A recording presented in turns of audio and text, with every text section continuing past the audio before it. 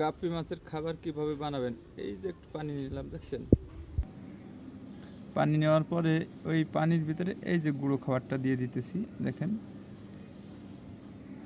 এই গুঁড়ো খাবারটা পানির ভিতরে দিয়ে দিয়া এই যে এরকম এখন মুথে নেব।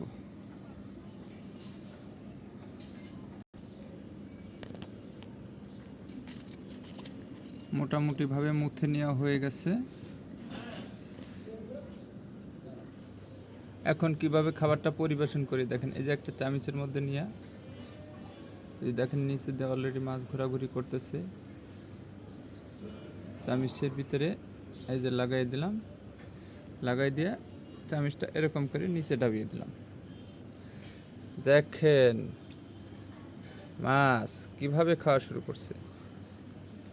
তো এটা দৃষ্টিনন্দন, দেখার মতো। যে আর মাছ যে কীভাবে খাচ্ছে, খাবারটা কিন্তু অপচয় হবে না এভাবে, মানে খাবার দিলে সব খাবারগুলো খেয়ে নিতে পারবে খুব সুন্দরভাবে।